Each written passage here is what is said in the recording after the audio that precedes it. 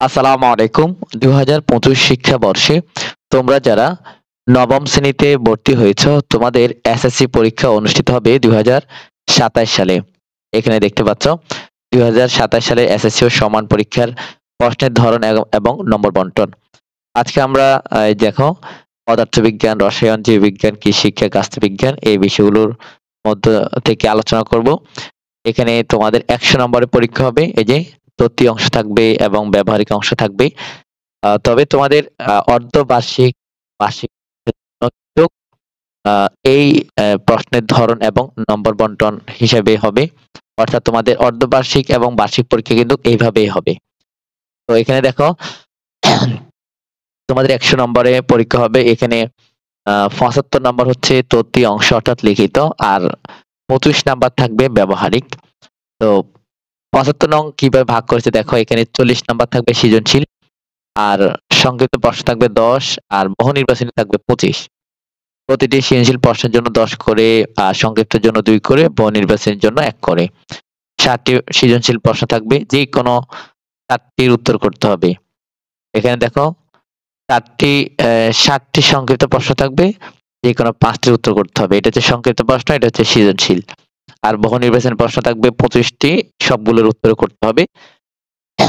এই আ ৭৫ নাম্বার হচ্ছে লিখিত পরীক্ষা অর্থাৎ তত্ত্বীয় অংশ। আর ব্যবহারিক, ব্যবহারিক হবে এখানে দেখো ৭৫ যাওয়ার পরে আর থাকে ২৫। এই ২৫ এর জন্য একটি পরীক্ষণ থাকবে, এটা ১৫ নাম্বার। আর হচ্ছে ব্যাখ্যা সহ ফলাফল উপস্থাপন, এই যে খাতা প্র্যাকটিক্যাল খাতা দেখো ৫ নাম্বার। আর হচ্ছে মৌখিক অভীক্ষা মানে মৌখিক পরীক্ষা হচ্ছে ৫ নাম্বার। মোট এই যে ১৫ আর ৫ এ ২০ আর ৫ এ ২৫। তো এই হচ্ছে নবম শ্রেণীর যারা ভর্তি হয়েছ, তাদের অর্ধবার্ষিক এবং বার্ষিক পরীক্ষা। এই দেখো অর্ধবার্ষিক এবং বার্ষিক পরীক্ষার প্রশ্নের ধরন এবং নম্বর বন্টন। এমনকি তোমরা যেহেতু নবম শ্রেণীতে আছো বর্তমানে, তোমাদের এসএসসি পরীক্ষা হবে ২০২৭ এ। এখানে দেখো ২০২৭ আর ২০২৭ সালের জন্য কিন্তু এই যে প্রশ্নের ধরন এবং নম্বর বন্টনটি, এটা আজকে এই বিষয়গুলো আমরা আলোচনা করলাম। তো এখন আসে আমরা এখানে এদিকে দেখে নিই। যা সকল শাখার জন্য কিন্তু এই যে বিষয়গুলো থাকবে ৯ টি বিষয়। এরপরে এখানে তোমরা যারা, যেমন এখানে দেখো পদার্থবিজ্ঞান, রসায়ন, জীববিজ্ঞান এই ৩ টি রয়েছে। যারা বিজ্ঞান শাখা নিয়ে পড়াশোনা করছো তাদের জন্য এই যে পদার্থবিজ্ঞান, রসায়ন এবং জীববিজ্ঞান। এরপরে এখানে দেখো এটা হচ্ছে কৃষি শিক্ষা এবং গাছবিজ্ঞান।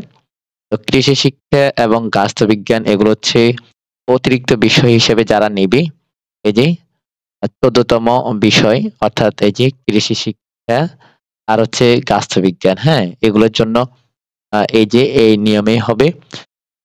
এখন আসো আমরা একটু আলোচনা করি তোমাদের বিষয় নিয়ে। যাদের একটু কনফিউশন রয়েছে শাখা মানে বিভিন্ন শাখায় বিষয়গুলো নিয়ে। সেটা হচ্ছে সকল শাখায় কিন্তু এই ৯ টি বিষয় থাকবে। এটা আমরা সবাই জানি।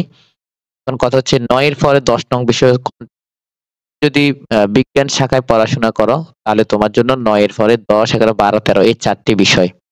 পদার্থবিজ্ঞান, রসায়ন, জীববিজ্ঞান বা উচ্চগণিত, বাংলাদেশের বিশ্ব পরিচয়। যদি তুমি জীববিজ্ঞান নিয়ে মূল বই হিসেবে জীববিজ্ঞান নাও, তাহলে অতিরিক্ত বিষয় হবে উচ্চতর গণিত। উচ্চতর গণিত যদি মূল বিষয় হিসেবে নাও, তাহলে অতিরিক্ত বিষয় নিবা জীববিজ্ঞান। এরপরে যারা আজ থেকে পড়াশোনা করছে অর্থাৎ মানবিক শাখায়, তাদের জন্য এই ৪ টি বিষয় আবশ্যিক। অর্থাৎ ৯ এর পরে এই ১০, ১১, ১২, ১৩ হবে। ৯ বলতে এখানে দেখো এই ৯ টি। এই ৯ এর পরে ১০ হবে বাংলাদেশের ইতিহাস ও বিশ্ব সভ্যতা, ভূগোল ও পরিবেশ, অর্থনীতি বা পরিণতি ও নাগরিকতা, এরপর বিজ্ঞান। আবার যারা ব্যবসায়ী শাখা থেকে পড়াশোনা করবে তাদের আবশ্যিক বিষয় হচ্ছে এই ৪ টি। তবে এখানে ১ম এ এই ৯ টি থাকবে। এই ৯ টির পরে এখানে আসবে ব্যবসা উদ্যোগ, হিসাব বিজ্ঞান, ফিন্যান্স ও ব্যাংকিং এবং বিজ্ঞান। এরপর হচ্ছে অতিরিক্ত বিষয়। এটা ১৪ নং অর্থাৎ প্রত্যেক শাখায় কিন্তু ১৩ পর্যন্ত থাকবে। এখানে ৪ টা ১৩, আগের ৯, এখানে ৪ টা আগের ৯ ১৩, এখানে ৪ টা আগের ৯ ১৩। এখন সকল শাখার জন্য ঐচ্ছিক বিষয় অর্থাৎ অতিরিক্ত বিষয় দেখো। এখানে যারা বিজ্ঞান বিভাগ আছে তারা জীববিজ্ঞান বা উচ্চতর গণিত যেকোনো একটা নিবে, যেটি মূল বিষয় হিসেবে নিছে, সেটা বাদে বাকিটি। এরপরে এখানে আর্টস কমার্স দের বিষয় অনুযায়ী তোমরা অতিরিক্ত বিষয় হিসেবে নিতে পারো। তো বন্ধুরা, আশা করি তোমরা বুঝতে পেরেছো। আজকের ভিডিও আমরা এখানে শেষ করব। তবে আমাদের চ্যানেলে নতুন হয়ে থাকলে চ্যানেলটি সাবস্ক্রাইব করে পাশে থাকবে। আর তোমাদের বন্ধুদের মাঝে ভিডিওটি বেশি বেশি শেয়ার করে দেবে। আর আবার বলছি, যারা নবম শ্রেণীতে আছো তাদের কিন্তু এসএসসি পরীক্ষা হবে কিন্তু 2027 সালে, আর তাদের প্রশ্নের ধরন নম্বর বন্টন কিন্তু এটি।